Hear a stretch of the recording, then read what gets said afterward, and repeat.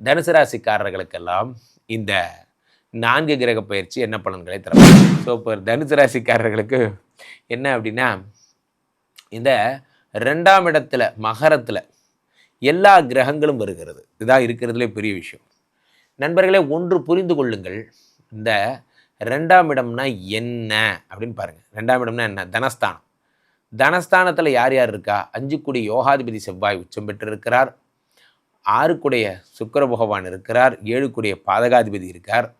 அதே மாதிரி 9 சூரிய பகவான் இருக்கார். இவங்க எல்லாருமே 2ஆம் இடத்துல இருக்காங்க. 2ஆம் இடத்துல எத்தனை பேர் உங்களுக்கு ராசியில் 2ஆம் இடத்துல வேற யார் இருக்கான்னா, உங்களுக்கு வந்து 6 சுக்கிர பகவான் இருக்கிறார். இந்த சுக்கிரமூர்த்தி சுபமிகு ஈவாய் வக்கரமின்றி வரமிகு தருள்வாய் வெள்ளி சுக்கர வித்தக வேந்தே அள்ளி கொடுப்பாய் அடியார் கருளேனா. 6 2ஆம் இடத்தில் இருக்கும் பொழுது அவனே தான் 10 இருக்கிறான். எழுதி வச்சுக்கோங்க. ஸோ அப்போது உங்களுக்கு 2ஆம் இடத்தில் இருக்கக்கூடிய இத்தனை பேர் இருக்கிறதுனால உங்களுக்கு நல்ல நேரம் வந்தாச்சு. ஸோ இப்போ என்ன செய்யணும் அப்படின்னா, இதில் ஒரே ஒரு ப்ராப்ளம்.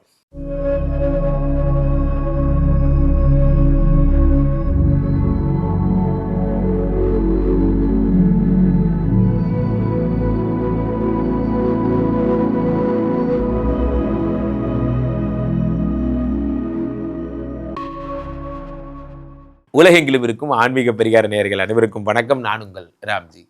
தனுசு ராசிக்காரர்களுக்கெல்லாம் இந்த 4 கிரக பயிற்சி என்ன பலன்களை தரப்போகிறது? அட என்ன சார், நம்ம சேனலை திறந்தாலே 4 கிரக பயிற்சி 3 கிரக பயிற்சி. சார், ஒன்று புரிந்து கொள்ளுங்கள். நாங்கள் வந்து நமது ஆன்மீக பரிகாரம் சேனலை பொறுத்த வரைக்கும் என்ன அப்படின்னா, நமது சேனலில் நம்ம தொடர்ந்து என்ன சொல்லிகிட்டு இருக்கோம்னா, கிரகங்களுடைய மூமெண்ட்ஸை ரொம்ப ப்ரிசிஷனாக உங்களுக்கு சொல்லிகிட்டு இருக்கோம். இப்படி பண்ணால் நல்லாயிருக்கும், இப்படி பண்ணால் இது வர நீங்கள் ஒரு தினப்பலன் மாதிரி இதை கேட்க ஆரம்பிச்சிட்டிங்கிறது எனக்கு தெளிவாக தெரியுது. சீக்கிரமே நானும் தினப்பலன் கேட்டிருக்கேன், நிர்வாகத்திட்ட பரிசீலிக்கிறதா சொல்லியிருக்காங்க. பார்ப்போம். ஸோ இப்போ தனுசு ராசிக்காரர்களுக்கு என்ன அப்படின்னா, இந்த 2ஆம் இடத்துல மகரத்தில் எல்லா கிரகங்களும் வருகிறது. இதுதான் இருக்கிறதுலே பெரிய விஷயம். நண்பர்களே, ஒன்று புரிந்து கொள்ளுங்கள். இந்த 2ஆம் இடம்னா என்ன அப்படின்னு பாருங்கள். 2ஆம் இடம்னா என்ன? தனஸ்தானம். தனஸ்தானத்தில் யார் யார் இருக்கா? 5 யோகாதிபதி செவ்வாய் உச்சம் பெற்றிருக்கிறார். 6 சுக்கிர பகவான் இருக்கிறார். 7 பாதகாதிபதி இருக்கார். அதே மாதிரி 9 சூரிய பகவான் இருக்கார். இவங்க எல்லாருமே 2ஆம் இடத்துல இருக்காங்க. 2ஆம் இடத்துல இத்தனை பேர் இருந்தால் என்ன ஆகும்? 2ஆம் இடம் என்பது தனஸ்தானம். காசு, பணம், துட்டு, மணி பண விஷயங்கள் அதிகமாகும். பணம் தருகின்ற எங்கே பார்த்தாலும் என்ன ஆகுது? பணம். நீங்கள் வந்து ஃபோக்கஸ் பண்ணுறீங்க. பணம். உங்களுடைய தேடுதல் எல்லாம் பணமாக இருக்குது. உங்களுடைய எண்ணங்கள் எல்லாம் பணமாக இருக்குது. பணத்தை எப்படிடா டிரைவ் பண்ணுறதுன்னு யோசிக்கிறீங்க. அந்த பணம் வருவதற்கான வழிகள் எல்லாம் பிடிக்கிறீங்க.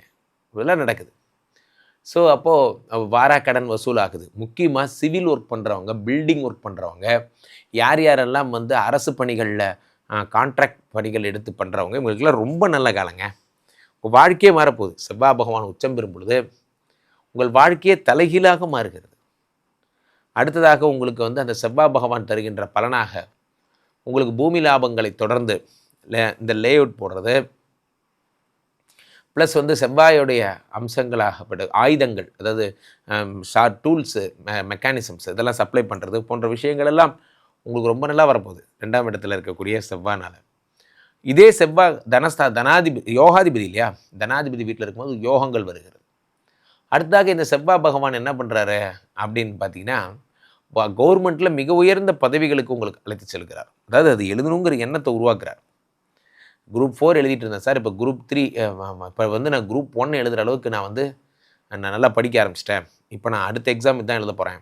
நான் எப்படியாவது படித்து கொண்டு குரூப் 1 எழுதி நான் பாஸ் பண்ணிடுவேன் போன்ற விஷயங்கள்லாம் ஏற்படுகிறது. ராசியிலே எத்தனை பேர் உங்களுக்கு ராசியில் 2ஆம் இடத்துல வேறு யார் இருக்கான்னா, உங்களுக்கு வந்து 6 சுக்கிர பகவான் இருக்கிறார். இந்த சுக்கிரமூர்த்தி சுபமிகு ஈவாய் வக்கரமின்றி வரமிகு தருள்வாய் வெள்ளி சுக்கர வித்தக வேந்தே அள்ளி கொடுப்பாய் அடியார் கருளேனா. 6 2ஆம் இடத்தில் இருக்கும் பொழுது அவனே தான் 10 இருக்கிறான். அப்போ என்ன ஆகுது? 11 இருக்கிறான்.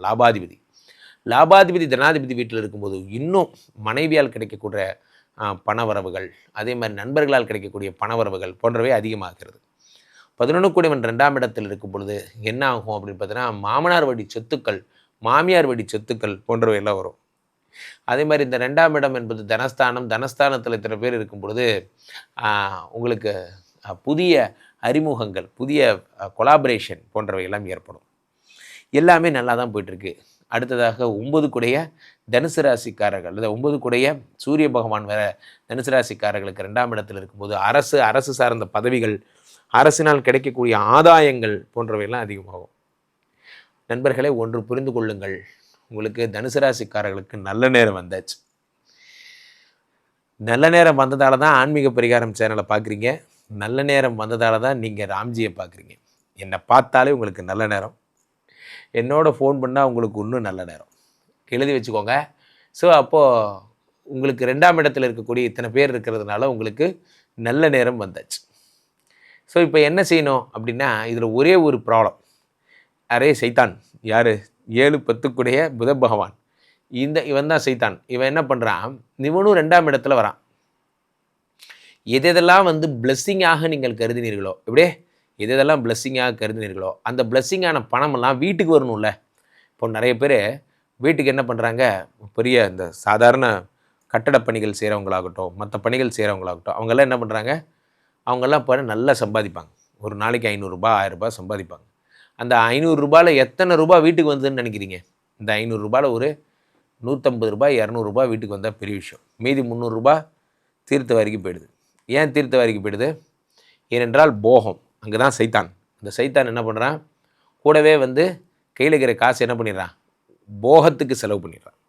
நண்பர்களே, ஒன்று புரிந்து கொள்ளுங்கள், யாரெல்லாம் போகத்திற்காக இப்படி செலவு பண்ணுறீங்களோ அவர்கள் வாழ்க்கையில் முன்னுக்கு வர்றது ரொம்ப கஷ்டம்.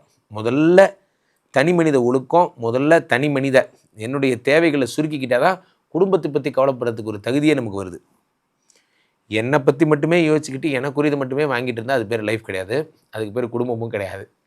ஸோ அப்போ 2ஆம் இடத்துல இவர் வரும்போது, அண்ணே வாங்கினே திருநெல்வேலி போயிட்டு அப்படியே தூத்துக்குடி போயிட்டு, இப்போ அங்கெல்லாம் நமக்கு என்ன வேலை இல்லை, சும்மா போயிட்டு சும்மா எதுக்கு போகிறீங்க, நமக்கு பொழப்பில்ல, நம்ம கடலில் நம்ம காலில் போய் கடையை திறக்க வேண்டாம். நண்பர்களே, ஒன்று புரிந்து கொள்ளுங்கள், நீங்கள் வேலை செய்கிற வேலை தான் உங்கள் சாமி. அது அங்கேயே நீங்கள் ரிலாக்ஸ் ஆகிக்கோங்க, அங்கேயே படுத்துங்க. என்னைக்காவது வெறுப்பானா ஒரு நாள் முன்ன பின்ன போயிட்டு வாங்க. என் மாமனாரெலாம் பார்த்திங்கன்னா ஒரே ஒரு நாள் அந்த கடையை விட்டு ஒரு நாள் கூட வந்தது கிடையாது. ஒரு சாதாரண ஷாப் வச்சுருந்தார். அந்த கடையை விட்டு ஒரு நாள் வெளியே கூப்பிட்டு போயிட்டா காலிலேருந்து நைட் வரைக்கும் புலம்பிகிட்டே இருப்பார். ஐயோ, கடை யார் பார்த்துக்கிறாங்களோ, என்ன பார்த்துக்கிறாங்களோ. நான் சொல்கிறது பெரும்பாலும் அந்த காலத்து ஆட்கள்லாம் அப்படி தான் இருந்தாங்க. நம்ம என்ன பண்ணுறோம், தனுசு ராசிக்காரர்கள் இப்போ நம்ம தான் என்ன பண்ணுறோம், ஃபன் பண்ண ஆரம்பிச்சிட்டோம். ஃபன். ஸோ அப்போது இங்கே பொழப்பு மூடிட்டு இருக்கு, நமக்கு ஃபன்னு கேட்குதாம்ல, ஃபன்னு அப்படிங்கிற மாதிரி. இந்த நேரத்தில் 2ஆம் இடத்துல இத்தனை பேர் இருக்கும் பொழுது நீங்கள் சம்பாதிக்கிற காசை எவ்வளோ வீட்டுக்கு கொண்டு போகிறீங்கன்னு உங்களை நீங்களே செக் பண்ணுங்கள்.